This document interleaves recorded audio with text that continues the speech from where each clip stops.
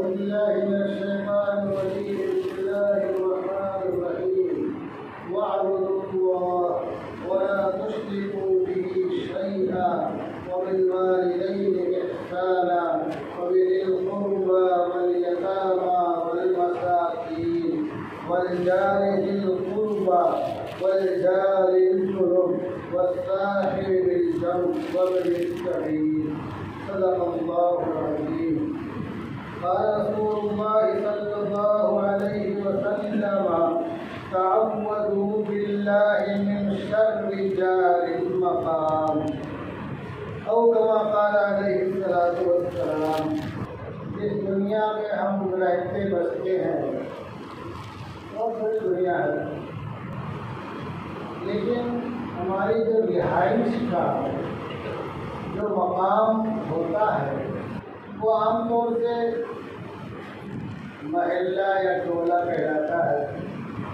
اب ہمارے آجو بازو میں جو لوگ رہتے ہیں وہ ہمارے پڑوسی ہیں.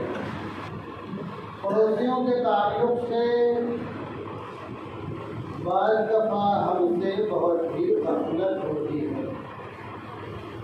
خاص طور سے ہمارے وہ بھائی جو بڑے بڑے کمپلیکس میں رہتے ہیں، ٹاوروں میں رہتے ہیں، بلڈنگوں میں رہتے ہیں. اوپر والے کو نیچے والے کی کوئی خبر نہیں، نیچے والے کو اوپر والے کی کوئی خبر نہیں. یہاں تک کہ جس فلور پہ جو لوگ رہتے ہیں بعض دفعہ ایک دوسرے سے نا آشنا رہتے ہیں، بہت کم پہچان اور شناسائی ہوتی ہے. بعض دفعہ ایک دوسرے کی دکھ اور درد میں شرکت بھی نہیں ہو پاتی ہے، معلوم ہی نہیں رہتا ہے. ایک واقعہ میں پڑھا تھا کہ کچھ ڈاکو آئے اور بازو والے فلیٹ سے سامان نکالنے لگے، لوڈ کرنے لگے. سامنے فلیٹ والا آیا، نکلا تو اچھا آپ دوسری کا شفٹ ہو رہے ہیں.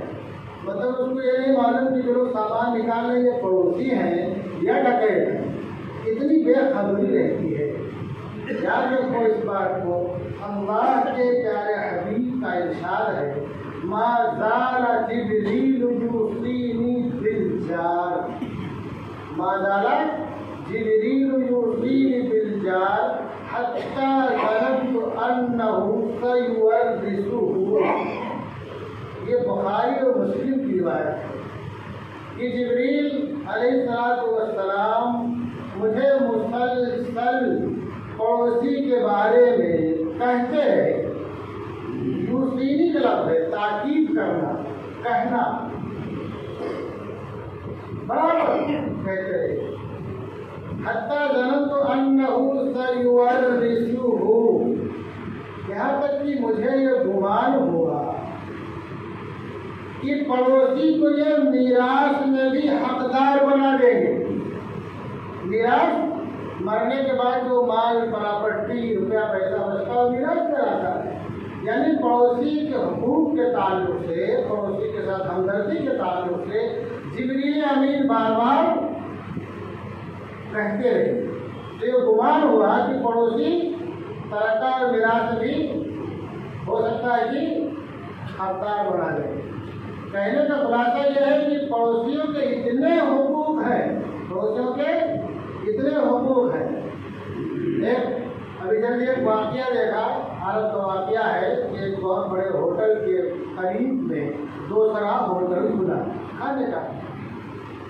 اس نے کیا کیا، جس کا پہلے سے ہوٹل تھا بہت عالیشان، بہت جگہ چلنے والا، بھیڑ بھاڑ، جس دن نئے پڑوسی کے نئے ہوٹل کی اوپننگ تھی اس دن اس نے اپنا ہوٹل بند کر دیا. اپنا ہوٹل بند کر دیا اور غالباً یہی حدیث باہر لگا دی بورڈ پر. یعنی ہم پڑوسی کا بہت حق ہے، ہم تو کما رہے ہیں، مسلسل کما رہے ہیں. ہمارے پڑوس میں نیا ہوٹل کھلا ہے، اس کا بھی لوگ، اس کو بھی لوگ جانے، وہاں بھی لوگ پہنچے، اس کا بھی دھندا اچھا ہو. ہمارا ہوٹل جب آج بند رہے گا تو جو ہمارے یہاں آتے ہیں وہ بند دے کر کے بازو والے میں پہنچ جائیں گے. تو اسی بہانے لوگ اس ہوٹل سے بھی واقف ہو جائیں گے اور وہاں بھی جانے لگیں گے. یہ کب ہوتا ہے جب ہمارے جانتے ہیں کہ اللہ اور اس کے رسول کا پڑوسی کے تعلق سے کیا حکم ہے اور پڑوسی کے ساتھ ہمیں کیا طریقہ اپنانا چاہیے۔ ہم لوگ ہوتے تو دوسرا ہوٹل کھلتا تو ہم صبح کے شام تک ٹینشن میں رہتے، جب اپنا دھندا کم ہو جائے گا، گھٹ جائے گا، یہ کھول رہا ہے، کچھ ایسا کیڑم لگا ہو کہ یہ ہوٹل اس کا بن ہی نہ پائے، اور بن جائے تو چالو نہ ہو، اور چالو ہو جائے تو اس کا دھندا نہ ہو۔ یہ ہماری خدمت ہے، کیونکہ ہم پڑوسیوں کے حقوق سے ناواقف ہیں۔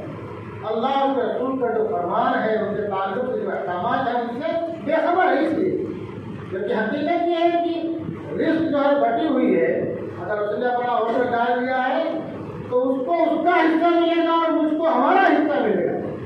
اس کو کوئی کم نہیں کر سکتا ہے، کوئی چھین نہیں سکتا ہے، اور اللہ چاہے گا تو ایسے اسباب پیدا کر دے گا کہ اس کو جو خوب ملے گا، ہم کو جو ملتا ہے ہم کو اس کا ڈبل ملے گا۔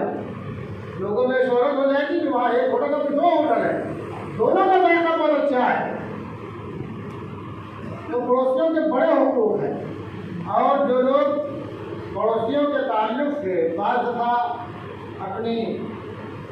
اپنا روب گانٹتے ہیں اور اپنی بڑائی جتاتے ہیں اور اپنی وجاہت کا، منصب کا، سن لو ایسے لوگوں کے تعلق سے حضرت علی نے تو یہ فرمایا، ان اشد البلاء واعظم الضراء الجار السوء، سب سے بڑی مصیبت اشد البلاء کہا کرے، واعظم الضراء، اور سب سے بڑی تکلیف دہ چیز کیا، الجار السوء، برا پڑوسی، برا پڑوسی۔ اللہ رسول نے فرمایا، سنو مسلمانوں، مسند احمد کی روایت ہے، تعوذوا باللہ من شر جار المقام، پڑوسی کے شر سے اللہ کی پناہ مانگو، اللہ کی پناہ مانگو۔ اور ہم نے جو قرآن کی آیت تلاوت کی ہے، یہ سورہ نساء، سورۃ نمبر 4، پارہ نمبر 5، آیت نمبر 36۔ اللہ نے کیا کہا، سب سے پہلے وَاعْبُدُوا اللَّهَ، اللہ کی عبادت کرو۔ تو اللہ کی یعنی اللہ کے علاوہ کسی اور کی عبادت کی ہی نہیں جا سکتی ہے، اسلام تو ہے ہی نہیں ہے۔ وَلَا تُشْرِكُوا بِهِ شَيْئًا، اور اللہ کے ساتھ کسی کو شریک مت ٹھہراؤ۔ وَبِالْوَالِدَيْنِ إِحْسَانًا، ماں باپ کے ساتھ بھلائی کا معاملہ کرو۔ میرے نوجوانوں غور کرو، اللہ تبارک و تعالیٰ جہاں اپنا حق بتا رہا ہے، وہی والدین کے تعلق سے بھی فرما رہا ہے۔ والدین کے کتنے حقوق ہیں اس کو لفظوں میں بیان کرنا بہت مشکل ہے۔ وَبِذِي الْقُرْبَىٰ، اور رشتہ داروں کے ساتھ، رشتہ داروں کے بہت حقوق کا دھیان رکھنا۔ ہمارے بہت سے لوگوں کو اللہ نے بہت نوازا ہے، لیکن اپنے رشتہ داروں کی وہ خبرگیری نہیں کرتے ہیں۔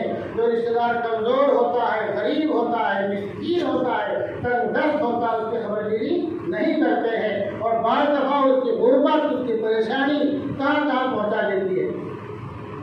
جبکہ ہمیں اپنی آمدنی کے حصے بکھرے کرنے چاہیے، اپنی آمدنی کا اتنا فیصد اپنے رشتہ داروں پر خرچ کریں گے انشاءاللہ، اتنا فیصد یتیم، بیوہ، غریب، مسکین کی مدد میں خرچ کریں گے، اتنا فیصد جو ہمارے ہونہار اسٹوڈنٹ ہیں، جو ہمارے نوجوان پڑھ رہے ہیں، پڑھنا چاہتے ہیں، اتنے فیصد اپنی آمدنی ہم ان کی فیس میں جمع کریں گے۔ ہمیں دیکھا ایسے لوگ بھی ہیں جو اس طرح سے کر کے رکھتے ہیں۔ ایک حافظ صاحب میں بہت زیادہ آمدنی نہیں ہے، لیکن وہ اپنا 10% ایسا اقوا کی مدد میں خرچ کرتے ہیں جو بھی ان کی آمدنی ہو، اور اس کے علاوہ غربا، یتیم، مسکین، بیوہ، شادی بیاہ کے موقع سے لوگ ان سے امیدیں لگا کر کے رکھتے ہیں۔ اگر ان کی بہت زیادہ آمدنی نہیں ہے، تھوڑی آمدنی میں بھی انہوں نے حصے متعین کر رکھے ہیں۔ سارے رشتے دار ان سے خوش رہتے ہیں۔ جو رشتے دار پریشان زیادہ ہے تو اور زیادہ خوش رہتا ہے کہ کہیں سے کچھ نہیں ملے گا، یہاں سے آ جائے گا، ایک کال پر بڑھ ہو۔ اور آگے فرمایا، وَالْيَتَامَىٰ وَالْمَسَاكِينَ، یتیموں کی خبرگیری کرو، مسکینوں کی خبرگیری کرو۔ یتیم جانتے جس کا باپ نہ ہو، آج کوئی یتیم ہو جائے تو اس کے جو خونی رشتے دار ہیں سمجھتے ہیں اس کا باپ مر گیا، اس کی پراپرٹی کیسے لحاظ کروں۔ ہے نہیں کتنا بڑا ظلم ہے ہم کر رہے ہیں اور دھڑیے سے کر رہے ہیں، دبانے کی کوشش کرتے ہیں. یاد رکھو آج تم دبا لو گے کل اللہ تمہیں دبا دے گا. کوئی پراپرٹی کیسے ضائع ہو جائے گی. اب آج صبح مجھے ایک فون آیا، اس نے 20 کتنے بات کیا 30 منٹ بات کیا اور ایک شخص کے بارے میں بتایا اور تبھی کا جمعہ آیا مجھے ذرا فرصت نہیں ہے تو میں پھر بھی تھوڑا ٹائم لوں گا.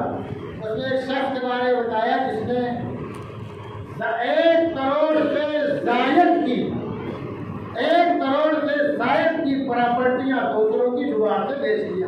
ہے گیا. اور ہوا کیا، کوئی پراپرٹی بیچنی تھی اور کسی کے ذریعے بیچنی تھی، 1 کروڑ سے زائد کی پراپرٹی تھی. سودا ہو گیا، سب کچھ ہو گیا. 20 والے نے اس کو خالی 7 لاکھ روپیہ کا باقی کروڑ روپے رکھ لیا، اب تک نہیں دیا. اور کچھ ایسے معاملات اس کے جس کے یہاں 10 لوگ کام کرتے تھے اور اس سے اپنی آمدنی کے ذرائع پیدا کرتے تھے، آج وہ دوسرے کے یہاں نوکری کر رہا ہے. یہ کیا ہوتا ہے جو ہم دوسروں کا کمزوروں کا ہڑپ کر لیتے ہیں اور سمجھتے ہیں ہم کو کون نقصان پہنچا سکتا ہے، ہم کو کون ٹیک کر سکتا ہے، اس پہ دم ہے. لوگ خاموش رہتے ہیں. غریبوں کی، یتیموں کی، مسکینوں کی خاموشی کو اپنے لیے تکلیف کا علامت سمجھو، اللہ کی پکڑ آنے کا علامت سمجھو. اگر غریب نے، یتیم نے، مسکین نے تم سے زبان لڑا لی، تم سے لڑ گیا، تم سے بات کر لی اپنے حق کے بارے میں، تب تو غنیمت سمجھو، کچھ غنیمت ہے. دوسرا اپنا حق مانگا اور بالکل خاموش ہو گئے تو سمجھ جائے علامت ہے اللہ کی پکڑ کا. اللہ کی پکڑ سے کوئی پھنس نہیں سکتا ہے. چند دن کی چاندنی اس کے بعد. اب آگے ہے پڑوسیوں کا حق. والجار ذی القربى. پڑوسی 3 طرح کے ہوتے ہیں. اللہ نے کہا والجار ذی القربى، قرابت دار ہمسایہ. قرابت دار یعنی رشتے دار پڑوسی، وہ پڑوسی جو کہ آپ کے بازو میں رہتا ہے، آپ کا رشتے دار بھی ہے. اور آگے کہا والجار الجنب، اور پڑوسی اجنبی پڑوسی، آپ کا رشتے دار نہیں ہے، آپ کے پڑوس میں رہتا ہے، آپ کے پڑوس میں رہتا ہے. اور آسان تفسیر کے مفسر نے اس تعلق سے لکھا کہ اس کا ایک مطلب یہ بھی ہو سکتا ہے والجار ذی القربى جو بہت قریبی پڑوسی ہو، آپ سے اس کی دیوار ملی ہوئی ہو. والجار الجنب جو تھوڑا دور ہوا آپ کے گھر سے، دور کا پڑوسی. تیسرا والصاحب بالجنب، تھوڑی دیر کا پڑوسی. تھوڑی دیر کا پڑوسی آفس میں کام کرتے آئے چلے گئے 6 گھنٹہ ڈیوٹی کرتے، ہم جا رہے ہیں فلائٹ میں، ہمارے بازو میں کوئی بیٹھ گیا، وہ ہمارا پڑوسی تھوڑی دیر کا ہے. اب ہم اپنے موبائل میں وہ سننا شروع کر دیں الٹی سیدھی باتیں تو اس کو تکلیف ہوگی. اس کا دھیان آپ کو رکھنا ہے. ہم پر سے بیٹھے، ہمارے بازو والا ہمارا پڑوسی ہے، ہم اس کو بوڑھے مار رہے ہیں، تکلیف کر رہے ہیں. اس کی راحت کا خیال کرنا آپ کی ذمہ داری ہے. جو آپ کے ساتھ سفر میں ہو یا آپ کے ساتھ آفس میں تھوڑی دیر کے لیے ہو یا آپ کی کسی مجلس کا بیٹھے تھوڑی دیر کے لیے بیٹھا ہو، آپ کا پڑوسی ہے، اس کی راحت کا خیال کرنا اتنا ہی ضروری ہے جتنا کہ اپنے بازو والے پڑوسی کی راحت کا خیال کرنا ضروری ہے. تو 3 طرح کے پڑوسی ہوں گے. اب اگر ہم غور کریں گے تو پڑوسیوں کے جو حقوق بنتے ہیں وہ 6 ہیں. کتنے ہیں؟ 6 ہیں. ان میں سے اکثر سے ہم غافل ہیں. کتنے ہیں؟ جو 6 حقوق اکثر ہم غافل ہیں. سب سے پہلا حق کیا ہے کہ پڑوسی کو کسی قسم کی تکلیف نہ دے. پڑوسی کو کسی قسم کی تکلیف نہ دے، نہ تو ذہنی، نہ جسمانی، نہ مالی. ذہنی تکلیف کیا ہے؟ آپ کے بازو میں گھر ہے، آپ وہ اپنے جو ہے ٹیلی ویژن کی آواز بہت زور کر کے رکھتے ہیں، اس کے گھر میں پڑوس میں کوئی مریض ہے، کوئی تلاوت کر رہا ہے، کوئی لڑکا امتحان کی تیاری کر رہا ہے، ڈسٹرب ہو رہا ہے. اتفاق سے اگر وہ غریب ہے تو آپ سے نہیں بولے گا کہ آواز کم کر دو، بڑا نقصان ہو رہا ہے. سب سے پہلا حق کیا ہے کہ پڑوسی کو کسی قسم کی کوئی تکلیف نہ دی جائے، ذہنی، جسمانی، مالی، اور جو بھی شکل تکلیف پہنچتی ہے اس سے بچا جائے.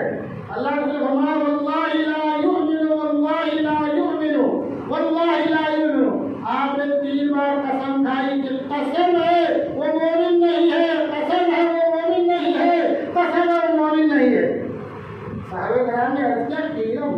رسول اللہ، اے اللہ کے پیارے حبیب صلی اللہ علیہ وسلم کون؟ قال الذی لا یعمل جارہ بوائقہ، کہا وہ شخص کہ جس کا پڑوسی جس کے شر سے محفوظ نہ ہو، جس کی تکلیف سے محفوظ نہ ہو۔ یہ روایت کہاں کی؟ بخاری کی روایت۔ اگر ہمارے پڑوسی کو ہم سے تکلیف ہو رہی ہے تو اپنے دل پر ہاتھ رکھ کر کے اپنے ایمان کا جائزہ لے لو۔ یہ میں نہیں کہہ رہا ہوں، یہ نبی آخر الزمان کا فرمان ہے۔ واقعہ سن لو، یہ واقعہ مسند احمد میں ہے۔ صحابہ کرام نے عرض کیا یا رسول اللہ، ایک عورت ہے جو بہت نماز پڑھتی ہے، روزے بہت رکھتی ہے، صدقہ خیرات بھی بہت کرتی ہے، نماز خوب پڑھتی ہے، روزے بہت رکھتی ہے، نوافل فرض رکھتی ہے، نفلی روزے، اور صدقہ خیرات بھی بہت کرتی ہے، مطلب کہ غریبوں کا خیال بھی کرتی ہے، لیکن زبان سے پڑوسیوں کو تکلیف دیتی ہے۔ مطلب کرتے ہیں کہ تمہارے کو ہوٹل ملا دو، سوال اٹھتی نہیں ہے۔ اللہ کے پیارے حبیب نے ارشاد فرمایا، مسند احمد کی روایت ہے، ہیا فی النار، ہیا کہ وہ تو جہنم میں ہوگا۔